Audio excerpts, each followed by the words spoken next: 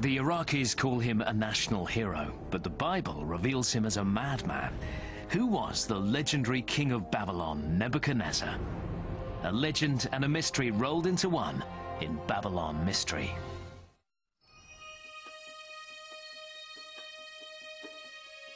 Mesopotamia, the land between the rivers, is between the Euphrates and the Tigris, and was once the birthplace of culture. Over 2,500 years ago, a huge metropolis arose in the heart of this region, Babylon. The man who ruled over it made the city one of the wonders of the world, and his name was Nebuchadnezzar. The structures constructed by the king of the Euphrates became myths, like the huge Tower of Babel, which was to appeal to the imagination of generations to come. Today, only rubble remains, but modern archaeologists can gain an understanding of the lost world from the remaining fragments. Latest technology preserves the cuneiform signs, the oldest written language, on thousands of ancient tablets, and scientists can now decipher them. The images can bring the lost city of Babylon back to life, and with it comes a far greater understanding of Nebuchadnezzar and of the cosmology of the Babylonians.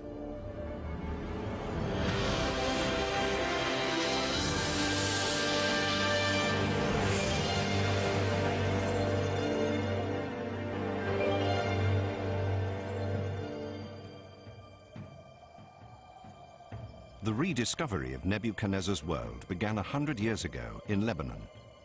The French consul, Henri Poignot, explored the region round El Hermel in search of ancient artistic treasures. At the time, there were many expeditions by colonial administrators. The 19th century was the time of great discoveries. Wherever they went, they seemed to make new and important finds. The legendary city of Troy had been excavated. Egyptian hieroglyphics could be deciphered, and on a hot October day, Henri Poignot made a discovery that would later be acclaimed as an archaeological sensation. Poignot worked on the assumption that the vast empire of Babylon once extended to this point on the shores of the Mediterranean, and he discovered proof. On a stone wall, the portrait of a king had been chiseled out, overpowering a lion with his arm. According to the inscription, it was Nebuchadnezzar, king of Babylon. In the fading light of day, Henri Poignot managed to take a sensational photograph.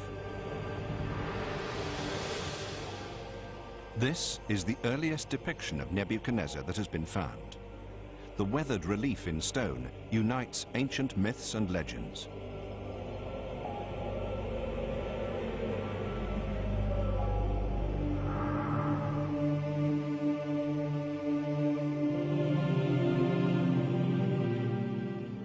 The kingdom ruled by Nebuchadnezzar benefited from the influence of the two great rivers, the Euphrates and the Tigris.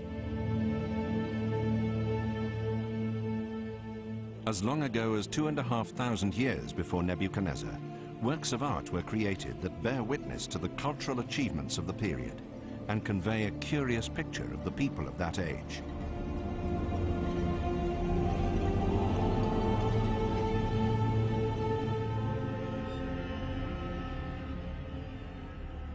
The Sumerian people created an entirely new culture heralded by a revolutionary development. The invention of cuneiform script 3,000 years before Christ and the cultural growth that resulted from the invention of a written language was to reach its pinnacle in Nebuchadnezzar's vast empire of Babylon.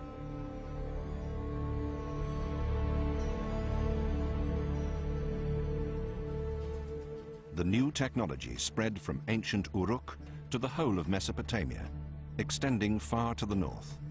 It also spread to the Mediterranean in the west and to the cultural sphere of Palestine. Nebuchadnezzar's kingdom extended as far as Egypt and Jerusalem, a veritable empire.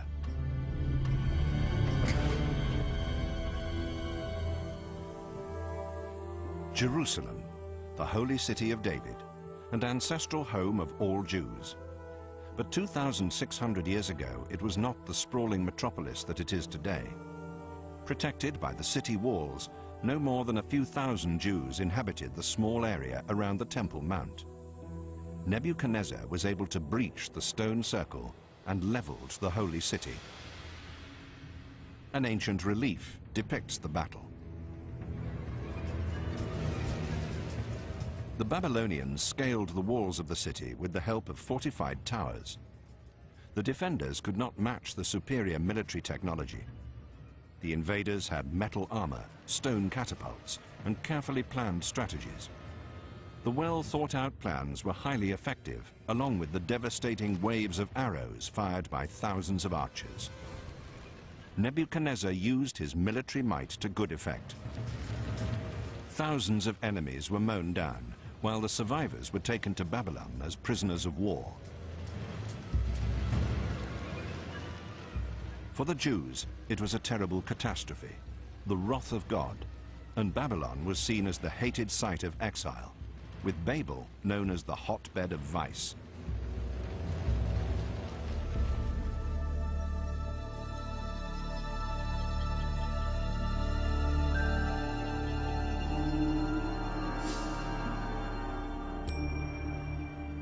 To this day, the remains of Babylon can be seen in Iraq. But at the beginning of the 20th century, all that could be seen of the former metropolis were foundation stones and rubble. The buildings, just 20 years old, are mere reconstructions.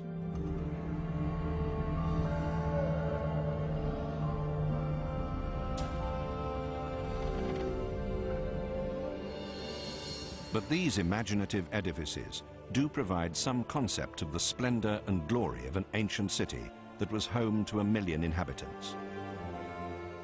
The massive tiled walls of Babylon were counted among the 7 wonders of the ancient world. But it was also claimed that there was a second wonder of the world to be admired in Babylon: the hanging gardens of Princess Semiramis, said to have been the mistress of Nebuchadnezzar, though the historical truth behind this figure is also lost in the fairy tale legends that surround the city. The Greek historian Herodotus, who is believed to have visited Babylon 100 years after the death of Nebuchadnezzar, was one of many people captivated by the capital. Herodotus marveled at the legendary dimensions of the Tower of Babel, though he could only guess as to its function.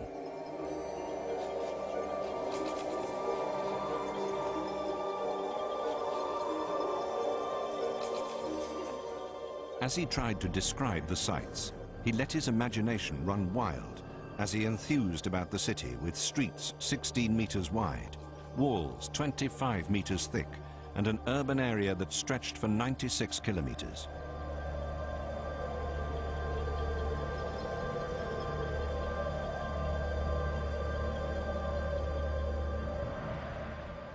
And so the metropolis on the Euphrates became the subject of fantastic legends that were passed down through the generations, until the German archaeologist Robert Koldewey decided to search for the truth at the beginning of the last century.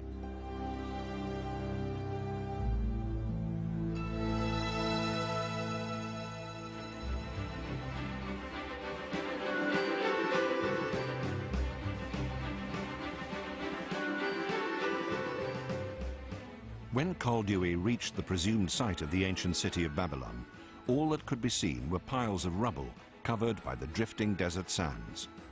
But Koldewey was certain that the legendary Babel was buried there. The initial excavations revealed remains of vast city walls and confirmed his belief that only the capital of Babylon could have had such mighty defenses. Koldewey had found the remains of the walls that Herodotus had reported with such admiration, and the Babylonians had insulated the tiled structures against humidity by using bitumen, an amazing technological achievement for the day.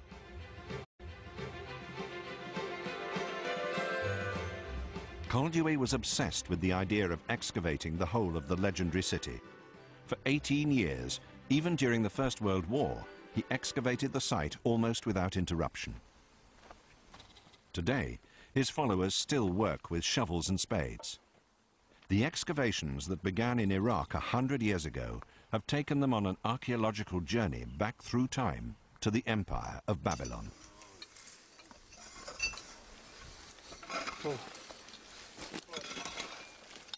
In Sippar, a good 50 kilometers from Koldewey's excavations, the team have discovered a new archaeological sensation, a library from the period of Nebuchadnezzar. However, the archaeologists aren't looking for works of art or precious metals, but a far more valuable treasure, inscribed tablets. Cuneiform writing thousands of years old, recording the ideas and beliefs of Babylonians in Nebuchadnezzar's day.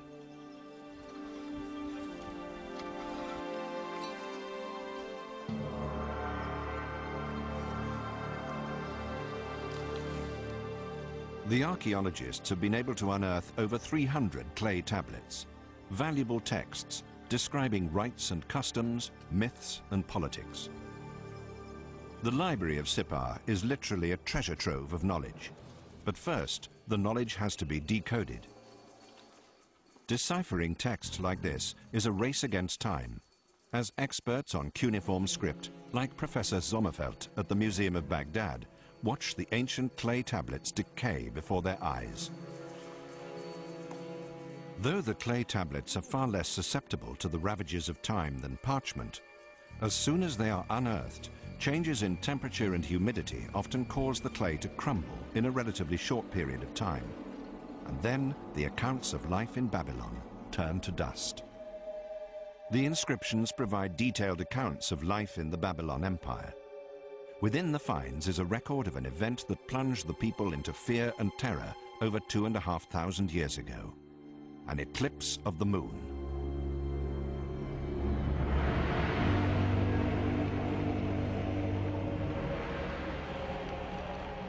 The clay tablets tell of the day when the moon disappeared and priests all over the city had to light fires.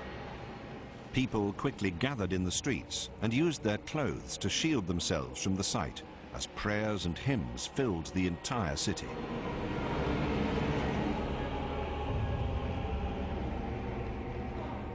The soldiers of the king dipped their hands into dark clay and smeared it over their faces, covering them entirely. Only in this way could the moon, believed by the Babylonians to be a god called Sin, be appeased. Only then would the god be prepared to show his face to mankind once more.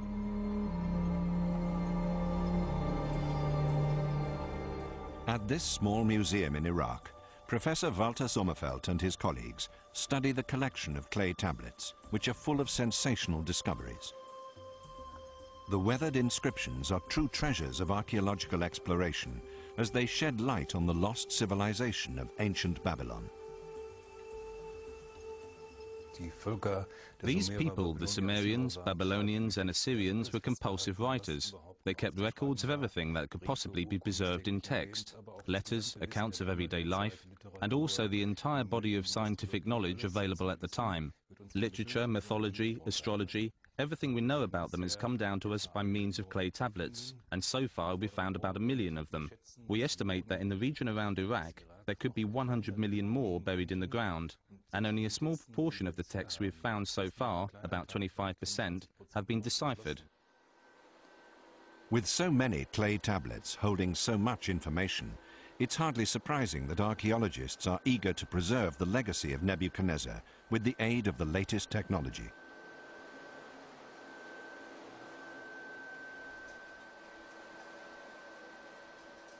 The knowledge of the ancient Orient can now be preserved on glass plates forever. Using a method called holographic photography, a laser beam traces the inscription on the clay tablet.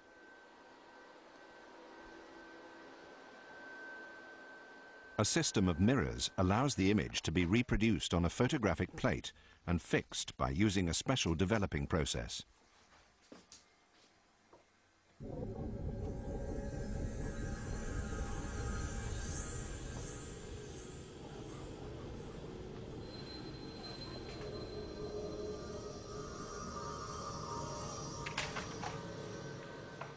The holographic technology has been developed at the Institute of Physics at the University of Münster.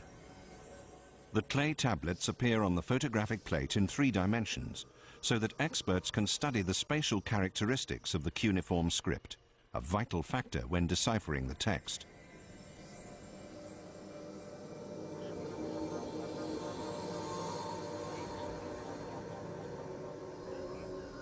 The image resolution of the hologram is so detailed that even individual symbols within the text can be examined under the microscope without damaging the original in any way. And the hologram can also be made available over the internet, so decoding teams can work simultaneously all around the world.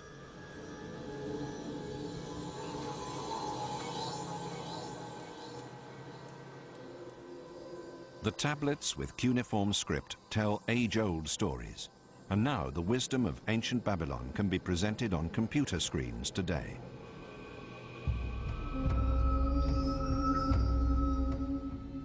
Among them are the accounts of ancient sacrificial rituals that show how far everyday life in Babylon was dominated by strong religious beliefs. The record also proves that the stories of the godless pride shown by the people of Babel as related in the Bible were nothing but hostile propaganda. In the sacrificial ritual, everything was regulated down to the smallest detail. The type of oil the priest had to wash his hands with, and the exact position he had to adopt when he examined the claws and teeth of the animal to be slaughtered.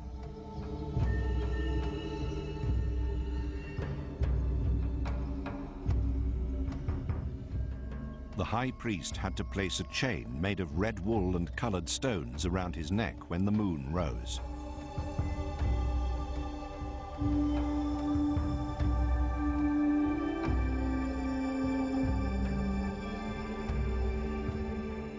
Only then could the body of the animal be slit open and the liver removed.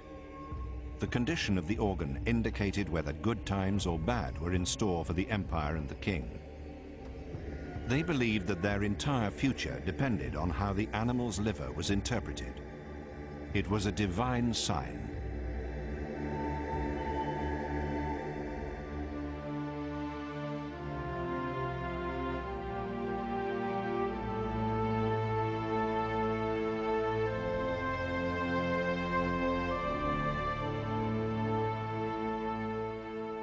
Up to 100 years ago, Crowley wrote that the ancient culture of Babylon was buried under a shroud of drifting sand. And even today, experts estimate that thousands of texts are still hidden beneath the ground in Babylon.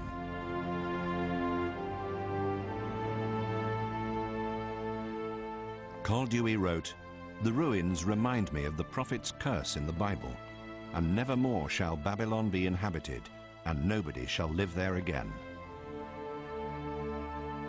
Did the biblical curse really come true? And could Crowley have guessed that 100 years later, new methods would be developed to shed light on the mystery of Babylon, including rockets?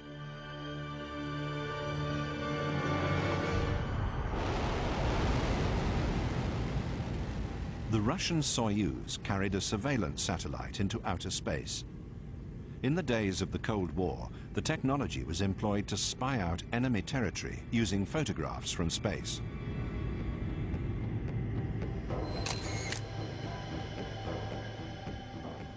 As the shuttle raced back to Earth, there were 150 satellite pictures on board. Among them was one of an area 32 degrees north and 44 degrees east, Iraqi territory. Moscow, Leningrad Prospect 47, formerly the headquarters of Soviet military intelligence. With the Cold War over, the satellite pictures that were used to spy on enemies are now available for research purposes.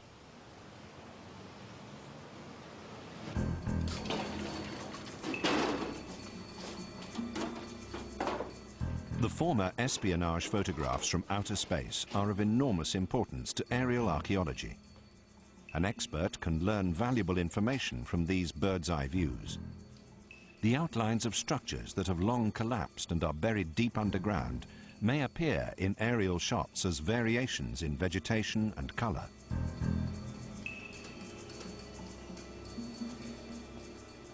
This technology has enabled archaeologists to study a small area that the satellite camera 270 kilometers away picked up: ancient Babylon. As the computer enlarges the image, the entire area of a city that has long since vanished can be seen. In the top left is the modern palace of Saddam Hussein, and to the right, the region excavated by Koldewey. The aerial image shows that only a small area of the ancient city has so far been studied by archaeologists.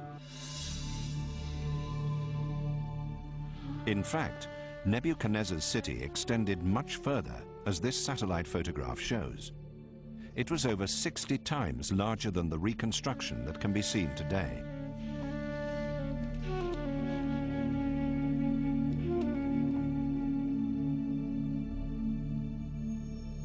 And from the air, one outline can be seen very clearly: the shape of a building that was destined to become a legend, the Tower of Babel. Today, all that can be seen is a pond. The aerial image indicates that the structure was set out on a square base, so all the reconstructions made by medieval painters were simply products of their own imagination. The Tower of Babel was not a round tower, but a square structure rising in stages, probably about 100 meters high. The great structure has appealed to the imagination of people throughout the ages. The Tower of Babel, more than the city itself, became a symbol of the unrestrained arrogance that came before the fall.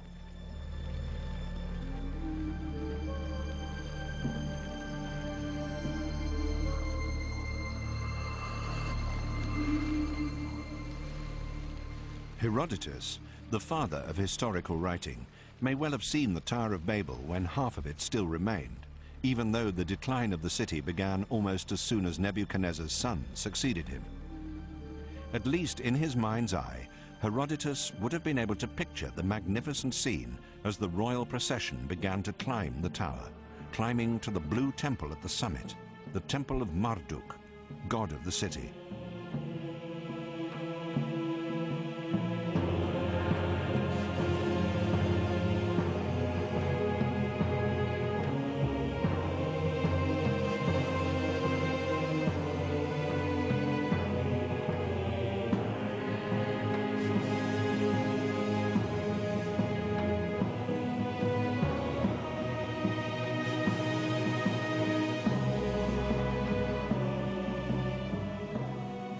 Herodotus reported that climbing to the Temple of Marduk meant climbing into the heavens and the stars, and at the top, in the highest section of the huge layered temple, was where Marduk resided.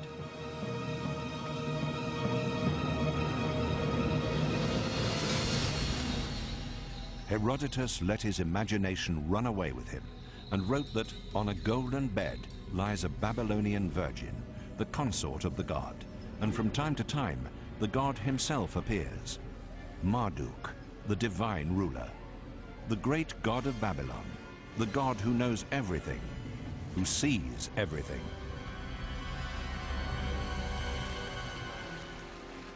The fantastic account Herodotus gave was a mixture of imagination and reality, which were born from the repeated stories told in Babylon as it sank into ruin.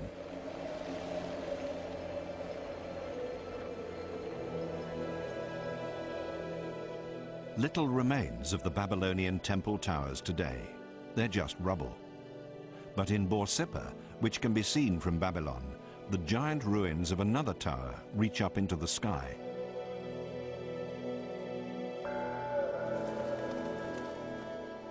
Experts believe that these towers were not only temple complexes, but also vantage points that enabled Babylonian astronomers to study the movements of the stars. But Nebuchadnezzar and his astronomers were not merely studying natural sciences while gazing into space. They regarded the celestial bodies as gods and believed that the movements of immortal forces in the cosmos above reflected all aspects of reality down on Earth.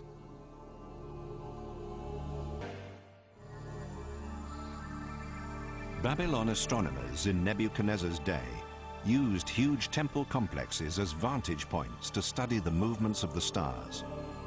But they were not just studying natural sciences, as they believed that celestial bodies were gods, and that the behavior of the stars, sun, moon, and the 5 planets known at that time offered an insight into the future of life on Earth.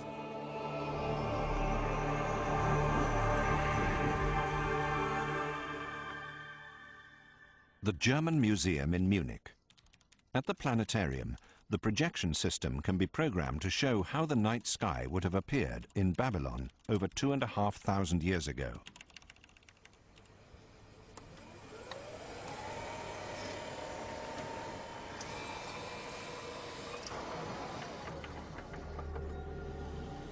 In the artificial sky of the planetarium, thousands of stars appear, as they would have done to Nebuchadnezzar himself.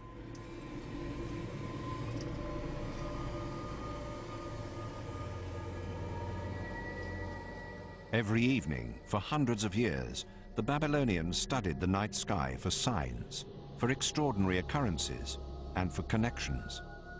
Particular stars came to be seen as part of families, like Gemini, the twins at the gateway to heaven. It was believed that Aquarius dictated the course of all waterways on Earth. Sagittarius, half man, half horse, was a powerful ally in war and times of trouble. There was Taurus, the mythical bull, who could devastate whole cities and was particularly feared. The Babylonians invented astrology as we know it today. They divided the heavens into 12 signs of the zodiac and recorded the movements of the stars. They may even have mastered the technology behind the construction of telescopes, as suggested by this polished quartz lens. The Babylonians had a sophisticated understanding of mathematics, and geometrical tablets prove that scientists were already familiar with Pythagoras' theorem. This theorem influenced the architecture of one of Babylon's most famous structures, the Blue City Gate, dedicated to the goddess Ishtar. In his telegrams to Berlin, Koldewey praised the unique beauty of the tiles as the blue glazed bricks were packed into cases and transported to Berlin, where they were washed and sorted. The reconstruction of the Ishtar Gate began in the Museum Island of Berlin.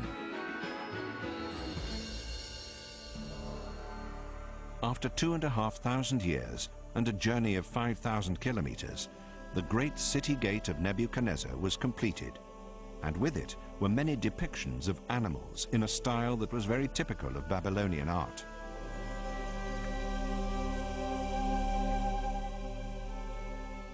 The images of animals worshipped by the Babylonians as companions of the gods would have graced the walls of the processional way and guided every visitor into the center of the city.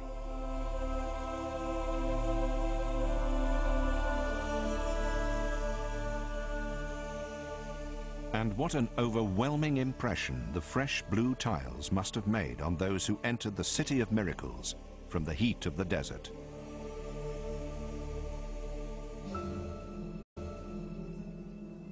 The bricks were glazed blue, but how was it possible for such an unusual technique to be developed 2,500 years ago? A chemist, Stefan Fitz, submitted tile fragments from Babylon to spectrum analysis and solved the mystery. Together with ceramic specialist Andreas Fritsche, he uncovered the complex technical process involved. The initial step was very important, as a precise mix of sand and soda derived from vegetable ash had to be followed. The mixture was then fired to create a type of glass that was then used as the basis for the glaze.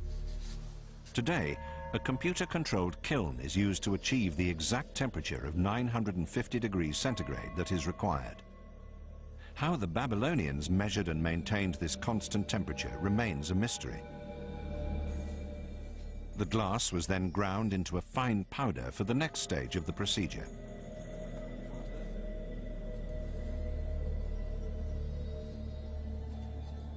Tiny quantities of cobalt and copper oxide were added to the powder. The combination of the chemicals produced the distinctive brilliant blue color. But how could the ancient Babylonians have measured such extremely precise quantities of the minerals?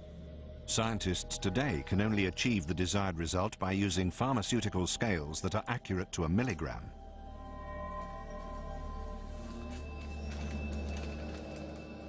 Dr. Stefan Fitz then added distilled water to turn the powder into a creamy liquid, which is the finished glaze. Was die Babylonier gemacht haben bei What the Babylonians achieved in constructing their buildings and decorating them was an enormous technological feat, and that also applies to the glazing they used. It wasn't just the fact that they produced this glaze. You also have to remember that many of the ingredients weren't readily available in that country at the time. So a great deal had to be imported from countries that were at the other ends of the earth in contemporary terms. The enormity of what they accomplish cannot be overemphasized.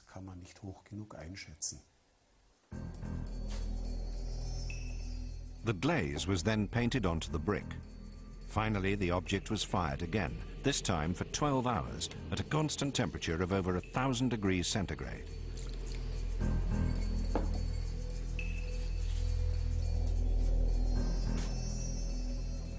The Babylonians were apparently masters of this brick glazing process, and on a huge scale.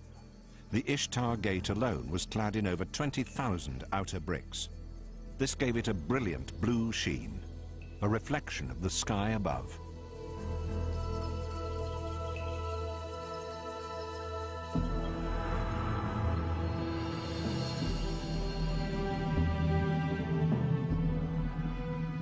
The road before and after the gate was the Road of the Gods, the processional way, where the great New Year's festival was celebrated. This is known from the inscription stamped on the bricks, which read, "For the gods Marduk and Nabu, I cement the interior of the road with asphalt and fired bricks, and over this I place a powerful layer of glazing dust. May you gods be content as you wander along this way." Nebuchadnezzar had this message stamped on thousands of the tiles used.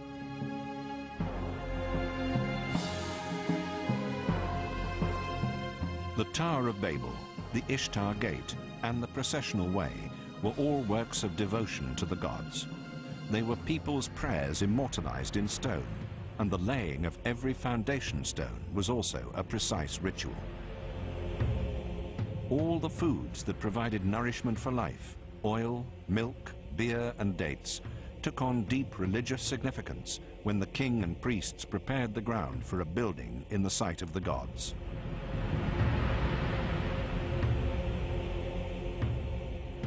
The ancient clay tablets mentioned the complex rituals and described them in great detail.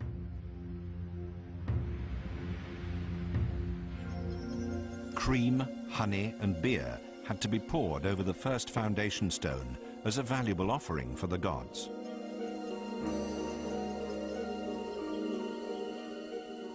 Clay-fired statuettes, envoys of the gods, were placed on the sacred stone, each of them holding a metal shaft in its hand as a symbol of divine power.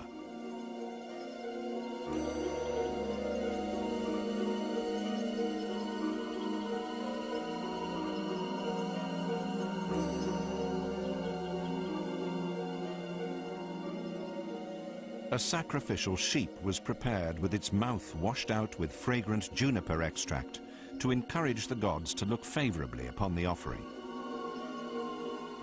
White, purified flour, the sacred fruit of the soil, was then sprinkled over the statuettes. This ensured that growth and prosperity would surround the building to be constructed. Then the statuettes were buried in the ground, the place that would soon bear the weight of the new structure. Long after the building itself has collapsed, the statuettes used in the ceremony survive to this day.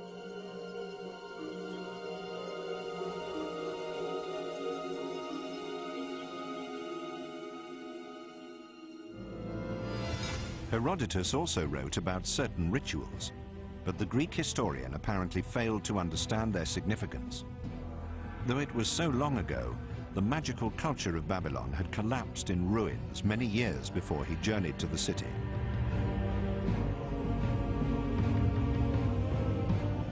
What remained, however, was a deep admiration for the buildings that still stood, such as the city walls. Herodotus must have fallen under their spell, as experts now believe that the measurements he supplied were wildly exaggerated.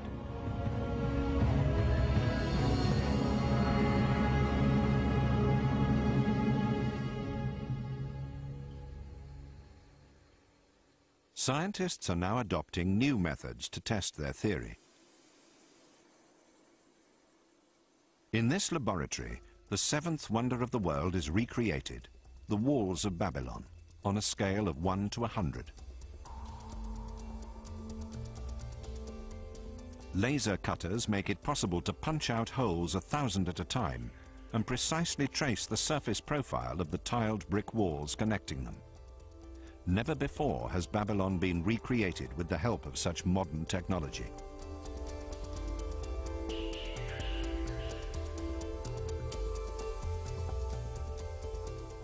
But this pioneering work is not merely being performed to produce a decorative model.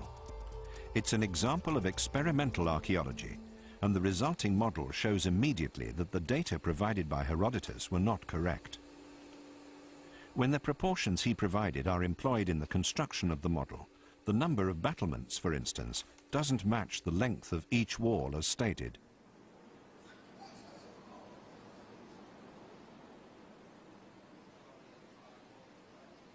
The city walls didn't stretch for 96 kilometers, as Herodotus said, but only for about 19, and apart from the major structures, the brick houses of the metropolis were only 1 or 2 stories high.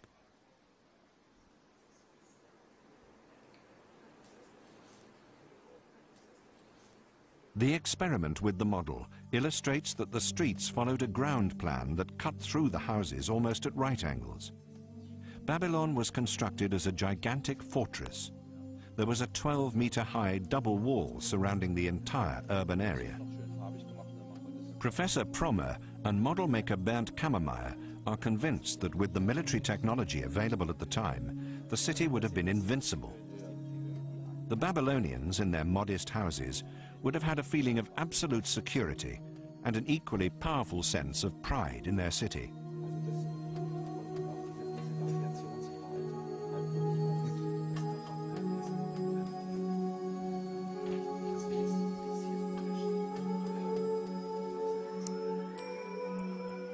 The camera shows the sense of awe that the ancient city dwellers must have had for the environment that dominated their everyday lives.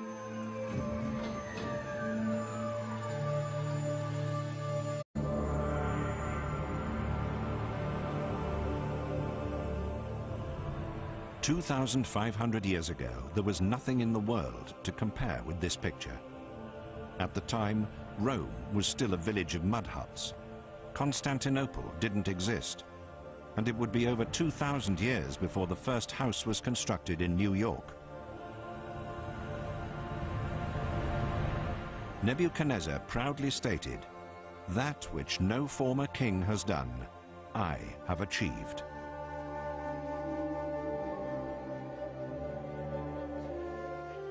Professor Walter Sommerfeld of the University of Marburg speculates at how the people who lived in this metropolis celebrated their cult festivals. Man muss sich ein Fest so vorstellen, dass im Mittelpunkt die sehr eindrucksvollen Götterbilder standen. You have to imagine a festival with an extremely impressive statue of a god in a central position. It was huge and brightly colored, with ceremonial decorations. The king was there, along with the high priests. There was singing by the light of the flaming torches. Something of a similar kind of religious sentiment is still found today in India. We can't take part in Babylonian festivals like this anymore, but at least there are a great many parallels in India that enable us to capture something of the atmosphere of that time.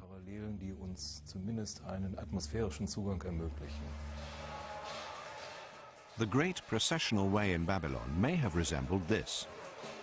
There are considerable parallels between the religious festivals celebrated each year by the people of Puri in eastern India and Nebuchadnezzar's great New Year's festival, an ancient religious tradition that perhaps spread from Babylon to India, or the other way round.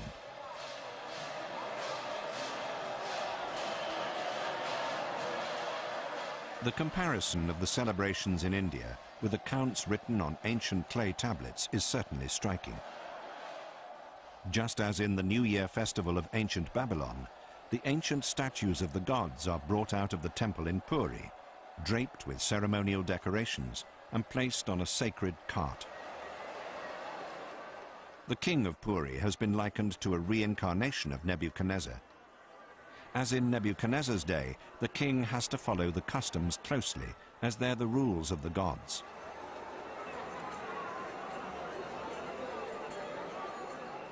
Just as Nebuchadnezzar once did, he has to clean the cart in a ritual gesture. This religious ceremony serves to legitimize his rule and to renew the bond between king, God, and the people. The entire population is caught up in the euphoric ritual.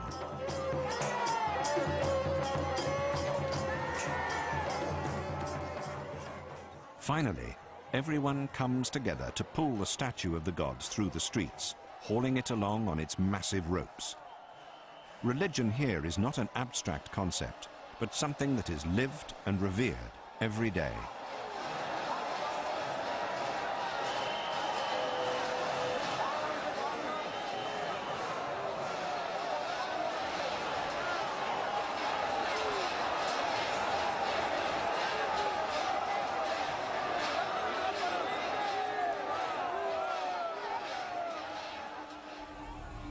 The hectic bustle of the carnival route in Puri is a modern reflection of the ancient rituals 2,500 years ago in Babylon.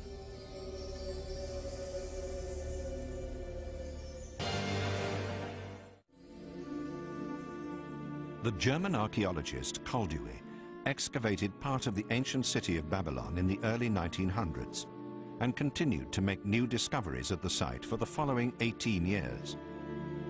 But he was never able to grasp at anything more than the rubble and bricks. The ancient world of the Orient remained a mystery to him. But his imagination sometimes constructed gigantic palaces from a little rubble. And he once wrote in a telegram to Berlin, "I have discovered the hanging gardens of Semiramis." In fact, he had found nothing more than the extensive ruined walls around Nebuchadnezzar's southern fortress. But his eagerness led him to believe that such huge walls must have supported an enormous superstructure, like the Hanging Gardens, as depicted in a 3,000-year-old Assyrian stone relief.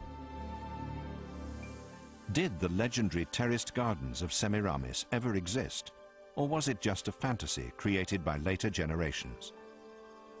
With the aid of another model, archaeologist Professor Michael Promer discovered the Hanging Gardens could have existed.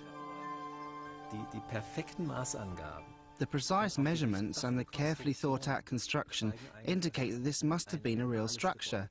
Of course, we are not faced with the incredible weight of material and the need to make everything watertight, which must have been a special problem, a massive problem for the engineers of the time. And they tried everything possible: lead sheets, asphalt lining, and layers of tiles, and then vaults underneath. And of course we have no idea how watertight it really was, but it's an incredible project, and it was never attempted again in this form. At the back, the water supply was apparently fed up to the top level, and it seems that the water was allowed to seep down via these terraces, which means that the whole structure was permanently underwater. And you can see from the gigantic walls, from the thickness of the walls, in comparison to the quite narrow vaults, that they were well aware of this problem. It was thought that the roots of the trees would reach right down to the bottom, which is of course nonsense. But that's what the people thought. It must all have been filled with soil, which would mean the water would seep through. So keeping this building in a stable condition was a miracle in itself. You have to remember that. It appeared that the Hanging Garden of Semiramis was not a legend, but reality. In Iraq, there were still water wheels in use that could have brought water from the Euphrates to irrigate the gardens.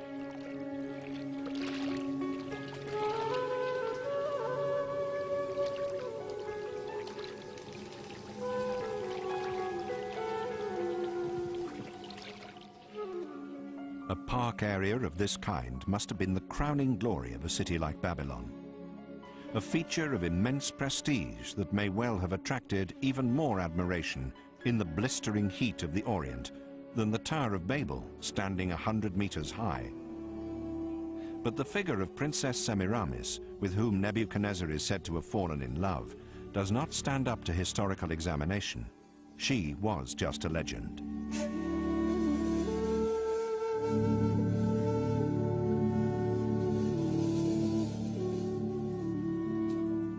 Together, Princess Semiramis and her hanging gardens formed a romantic symbol of the most amazing metropolis in the ancient Orient.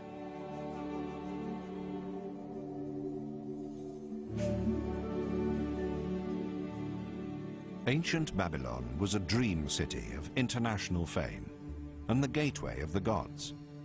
But it was a dream that collapsed with astonishing speed. It is perhaps the greatest tragedy that the immensely powerful city walls never really had to defend Babylon against an enemy. The reign was eroded from within. Nebuchadnezzar's successor, Nabonidus, was overthrown by his own priests. And then suddenly, Babylon was little more than a footnote in the annals of history.